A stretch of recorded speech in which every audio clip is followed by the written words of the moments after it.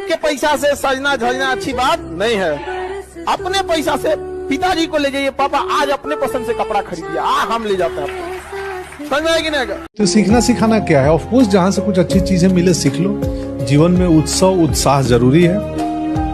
उस समय यदि आपको कोई बहुत पसंद आया है, आपने जाके उनसे अपने प्यार का इजहार किया और उन्हें मना कर दिया, तो वो जो दर्द हुआ है वो सिर्फ आप समझ सकते हो। वो आपका ना शिक्षक समझ रहा है, ना आपके माँ बाप समझ रहे हैं।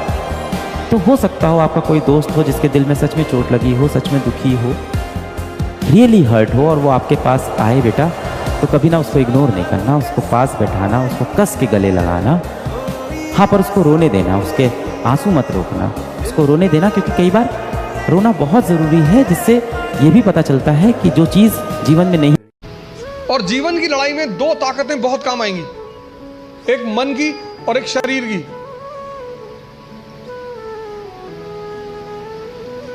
तुम जब भी ऊपर उठोगे तो ये ग्रेविटी तुम्हें नीचे खींचेगी ना, ऐसा समाज की ग्रेविटी है। हम जब आईएएस की तैयारी करने गए तो हमारे गांव में हर आदमी, मतलब एक साहब तो हंसना शुरू किया उन्होंने, और हंसते हंसते गिर गए वो। उन्होंने हमसे पूछा दिल्ली क्यों जा रहे हो? अब मेरा दिमाग खराब था, मैंने कह दिया मैं आईएएस की तैयारी। बोले आईएएस? फिर वो हंसने लगे और हंसते हंसते वो गिर गए। और उस हंसी का इतना रोल रहा मेरे जीवन में, मतलब उस हंसी ने मुझे एकदम मजबूत कर दिया था कि अब आईएएस ही बनना है। उस दिन मुझे एहसास हुआ कि महाभारत क्यों हुई। जब भी ऐसा लगे जीवन में कि जीवन हाथ से निकलता है, तो हमेशा ध्यान रखना है कि आपसे बहुत बुरी स्थिति में लोग आपसे बहुत अच्छा कर रहे हैं, और अच्छी स्थिति में होने के बाद एंजाइटी डिप्रेशन में चले जाना, इसका मतलब हमने उन चीज़ों की कद्र नहीं की जो मिली हुई है, और जो नहीं मिला उस पर फोकस इतना ज़्यादा कर लिया जितना करने की जरूरत नहीं थी। जिसने भी आपको दुख दिया है उसे माफ कर दीजिए। मेरे दुख का कारण मैं खुद हूं, और मैं अपने आप को कभी माफ नहीं कर सकता। कोई व्यक्ति या भावना हमें केवल तब परेशान कर पाती है जब हम उसे शक्ति देते हैं। अतीत का बोझ मन से उतार दीजिए।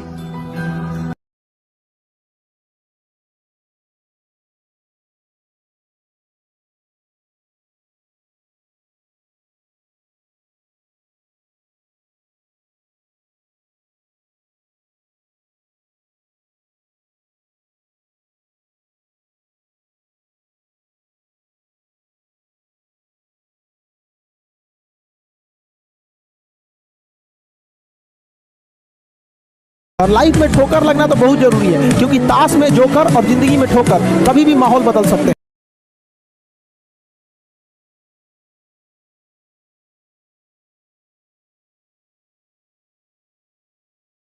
निकम्मे लोगों की पहचान बिना मेहनत और काम पैसा ज्यादा चाहते हैं। आप किसी भी बड़े आदमी को, मतलब जो भी बहुत बड़े लेवल पे है, आप उसको देखिएगा बहुत मुश्किल से बहुत ज्यादा वर्क करता है। आज जितना महीने का समझना 8 घंटा की जगह सोचेगा 6 घंटा काम करके भागेंगे, बाकी काम चोरी काहे करता है। आज जिसको सब कुछ खो कर भी पाने की तमन्ना है ना, कल एक वक्त आएगा जब मुफ्त में मिलेंगे तो भी आपको मंजूर नहीं होगा। जिस दिन आपको अपने साथ रहना अच्छा लगने लग जाएगा ना, जिस दिन आपको बाहर की खिड़कियां देखने का मन नहीं करेगा, अंदर की खिड़कियां मन करने लगेगा देखने का, उस दिन आप पाएंगे कि ये काम तो बहुत बड़ा सुख है, ये दुख नहीं है, बहुत बड़ा सुख है। बुद्ध को, महावीर को, इन सबको अपने पूरे समाज से दूर भागना पड़ता था एकांत में, ताकि वो खुद को समझ सके, रियलाइज कर सके। आपाधापी वाली जिंदगी में इतना आसान नहीं होता है एकांत मिलना। ये तो एकांत बाई कंपल्सन मिल गया है हमें। दुख होता है, बेचैनी होती है, सही बात है, होती है, लेकिन उसके बाद भी इसका फायदा उठा रहे हैं। जैसे अगर आपने सुना हो, एक पद्धति विपश्यना पद्धति है, जिसमें 9 दिन तक लगातार चुप रहना होता है और साथ में कुछ क्रियाएं करनी होती हैं, ध्यान करना होता है। मैं तो अब तक उसमें नहीं जा पाया हूं, लेकिन मेरे जो मित्र वहां गए, 2-3 बार गए, मैं उनसे पूछता हूं तो वो एक बात हमेशा कहते हैं कि वहां जाएंगे तो फोन भी आपसे। हमेशा याद रखिएगा, दुनिया भले धोखा दे सकती है आपको, सरस्वती कभी धोखा नहीं देगी, कभी नहीं। इसलिए आप ईमानदारी से पढ़िए, ईमानदारी से। मजबूरी बस अगर आपको यहाँ से जाना भी पड़ा ना, तो ज्यादा देर आप रुकिएगा नहीं। आपको पढ़ाई में वो ताकत होती है कि निचले पावदान पर रखिएगा ना तो टॉप पे जा सकते हैं। इसलिए नहीं, आप कभी प्लान मत बनेंगे, जो पढ़ना पढ़ लो, तुरंत पढ़ लो। तो जीवन में अगर आपके साथ बहुत तकलीफ आ रही है, बहुत खतरनाक स्थिति में फंस गए हैं, तो समझिएगा कि आप बहुत खतरनाक हीरो हैं। ऊपर वाले ने आप ही को ये जिम्मेदारी दिया है, क्योंकि जिस कंधों में बोझ उठाने की क्षमता नहीं होती है, मालिक उन कंधों पे उतना बोझ रखता ही नहीं। तो बहुत समस्या है, तो घबरा के डिप्रेशन में नहीं जाना है, खुद को समझाना, बहुत बहादुर रहे हो। Stop listening to too much motivation. Stop listening to too much shorts, reels. Stop listening to random quotes and all. They are not going to change your life. वो नहीं बदलेगी भाई तेरी जिंदगी।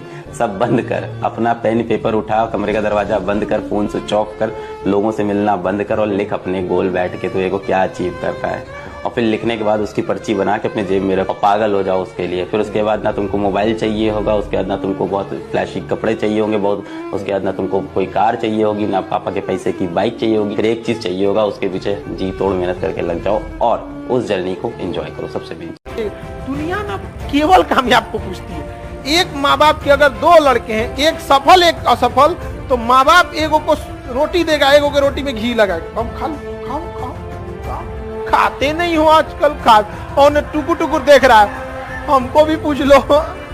100 में से एक बच्चा होता है जिसको पढ़ने में मन लगता है। 99 बच्चों को बोलना पड़ता है नालायक अब तो पढ़ ले कल एग्जाम है। 99 बच्चों को मन नहीं करता।